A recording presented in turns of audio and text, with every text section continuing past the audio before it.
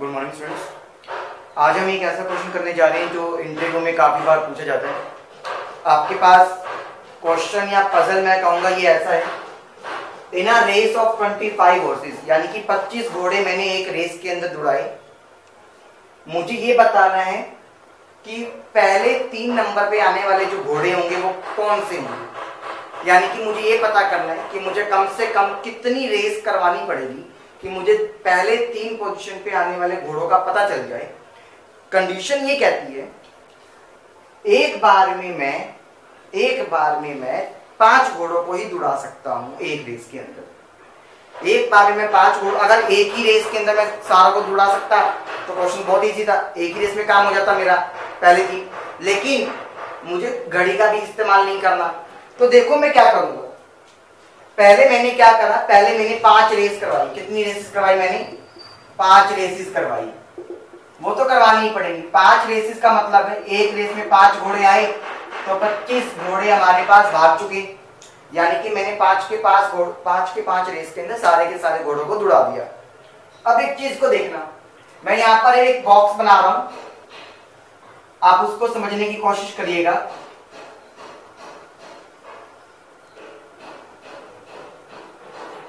मैंने यहाँ पे 25 बॉक्स बनाए। 25 बॉक्स मैंने इसलिए बनाए क्योंकि हमारे पास 25 घोड़े भाग रहे हैं।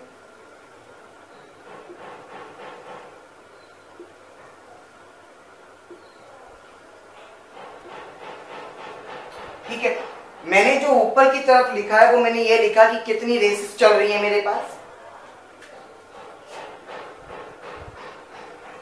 रेसेस के बारे में लिख रहा हूं मैं यहाँ पे। अब एक बात देखिएगा, रेसेस को मैंने नाम दिया ए बी सी डी, और यहाँ पे पोजीशंस लिख रहा हूं। ठीक है, यहाँ मैं क्या लिख रहा हूं? पोजीशंस लिख रहा हूं कि मतलब कौन फर्स्ट पे आता है, कौन सेकंड पे आता है, कौन थर्ड पे। आपको पता है अगर मैं सिंपल पोजीशंस की बात करूंगा तो ऐसी आएंगी 1 2 3 4 एंड कोई 5, कोई 1 पे आएगा, कोई 2 पे आएगा। अगर एक बार में 5 घोड़ों को दौड़ाया तो 1 से लेके 5 तक की पोजीशन आएंगी। रेसेस का मैंने नाम दिया ए रेस, बी रेस, सी रेस, डी रेस और ई रेस। ये नाम दिए कि 5 अलग अलग तरह की रेसेस करवाई, A B C D and ई।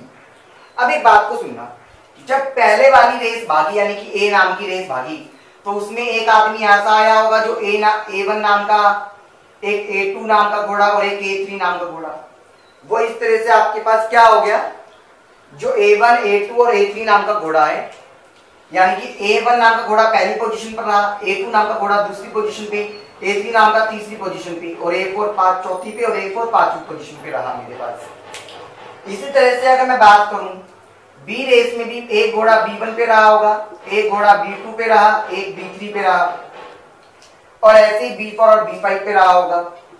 अभी आप ये सोच रहे होंगे मैं इनको रेड से क्यों लिख रहा हूं, उसका भी रीजन आपको पता चलेगा। आपको ये तो पता चल गया सिमिलरली हर एक रेस में क्या होगा, मेरे पास एक कोई घोड़ा पहली पोजीशन पे आएगा, कोई दूसरी पोजीशन पर आएगा, कोई तीसरी पोजीशन पर आएगा और इसी तरह से चौथी और 5वीं पोजीशन पर भी मेरे पास घोड़े आएंगे।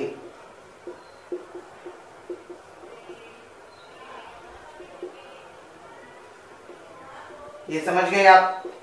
अब एक बात सुनो, हमने ये रेड से जो घोड़ा लिखा इसका मतलब ही मैं एलिमिनेट कर दूंगा। एलिमिनेट करने का मतलब क्या हुआ, एक बात को सुनो। अब मेरे पास पहले 5 की रेस में जो आदमी चौथी पोजीशन पर आएगा, अगर मैं किसी और के साथ जुड़ाऊंगा, जब भी वो चौथी पे या 5वीं पे रहेगा और पहली पे भी रह गया तो उससे ऊपर आने वाले तो 3 लोग बैठे हैं, पहले 3 घोड़े पहले से मौजूद है ना, उससे पहले आने वाले तो, यानी कि जो चौथी और 5वीं पोजीशन है। कहने का मतलब अब एक आदमी मान लो पहले ही रेस में 4th पोजीशन पर आया तो क्या मैं ये कह सकता हूं कि वो सारी रेसों को मिलाऊंगा तो टॉप करके जाएगा? नहीं, क्योंकि उससे ऊपर तो 3 लोग तो बैठे ही बैठे हैं जो पहली रेस के थे, चाहे वो हर एक रेस में टॉप कर जाए बाद में आने वाली, लेकिन उससे पहले तो 3 घोड़े तो बैठे हैं ना, A1 A2 और A3। यही कंडीशन B4 के लिए, C4 के लिए, D4 के लिए और यही 5वें नंबर वाले घोड़े के लिए बैठी है मेरे पास। तो इसका मतलब ये दोनों रो तो एलिमिनेट हो गई, इसका तो मुझे काम करना ही नहीं। अब मेरे पास 5 रेसेस पूरी हो चुकी हैं तो यहाँ पे मैं टिक भी करता जाता हूँ कि 5 रेस तो मैं ले चुका हूँ।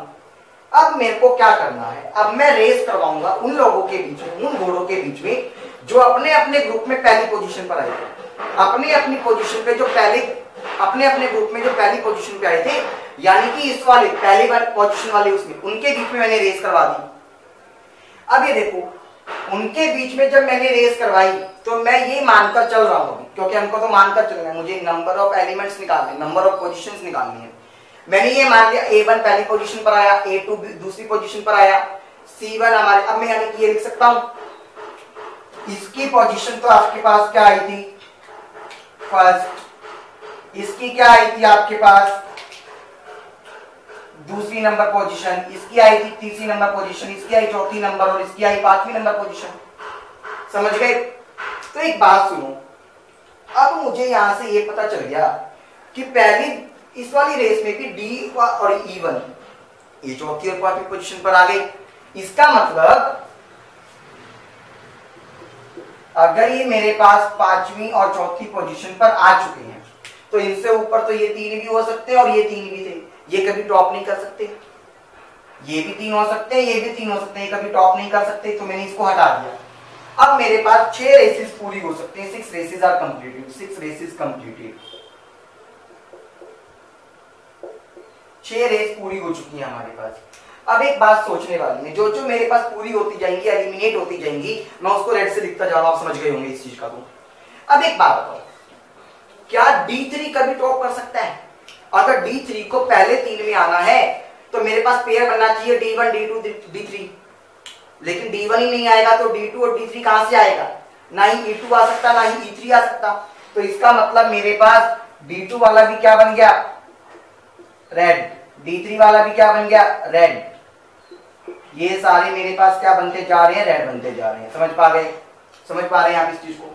अच्छा, अब एक बात सुनिएगा, मुझे यहां से एक पता चल गया, पहली रेस में से A1 ने टॉप करा था, सारों के पहली पोजीशन आने वालों में से भी A ने टॉप किया था, तो मुझे एक घोड़ा ऐसा पता चल गया जो फर्स्ट आएगा, उसको मुझे कुछ चेक करने की जरूरत ही नहीं है, यानी कि वो A1 को मैंने ग्रीन से कर दिया, जो हमेशा टॉप पे आता जा रहा है, फर्स्ट पे आता जा रहा है हमेशा, यानी कि वो तो टॉप करेगी।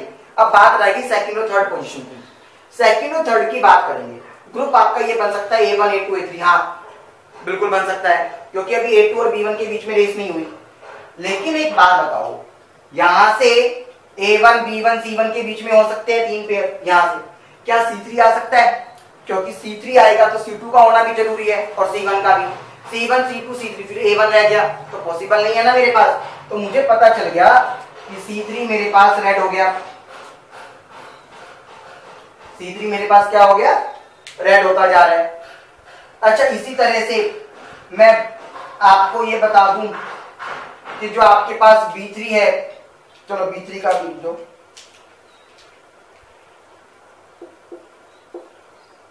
ठीक है, तो C3 तो आपको पता चल गया मेरा एलिमिनेट हो चुका है। अब एक बात देखो, अगर मैं C2 कहता हूं तो C2 कहता हूं तो C1 का होना जरूरी है, C1 से पहले तो B1 भी बैठा है, तो मुझे पता चल गया कि C2 भी नहीं होगा, उसको भी रेड कर दिया मैंने। समझ गए? अब आपके पास कितने घोड़े रह गए, 1 2 3 4 5 6 घोड़े मेरे पास रह गए।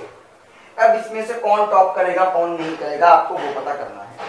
B3 हो सकता है क्या? B3 होगा तो B1 B2 का होना जरूरी है और A1 तो पहले से फिक्स है, तो इसका मतलब मेरे पास ये B3 भी नहीं होने वाला, तो वो भी रेड कर दिया। अब आपके पास घोड़े बच कितने गए, 1 2 3 4 5। अब इनके बीच में मैं रेस करा दूंगा, यानी कि जो मेरी 7th और जो फाइनल रेस होगी, 7th और जो फाइनल रेस आपके पास होगी वो किस किस के बीच में होगी, B1 B2 A2 A3 और C1 के बीच में। इनमें से कोई भी 2 बेस्ट पोजीशन आ जाएंगी, सेकंड एंड थर्ड पोजीशन मुझे यहां से पता चल जाएगा, second and third position. First position आपको यहां से पता चली गया था A1 की आएगी, ये फिक्स हो गई थी आपके पास। तो यानी कि मुझे मिनिमम कितनी रेसेस करवानी पड़ी, 7 रेसेस को मुझे करवाना पड़ा। क्लियर हो गया स्टूडेंट्स? हम इसी तरह से एक एक पजल को सॉल्व किया करेंगे ताकि हमारे पास इंटरव्यू के लिए हर एक पजल के लिए करेक्शन हो जाए। Thank you students.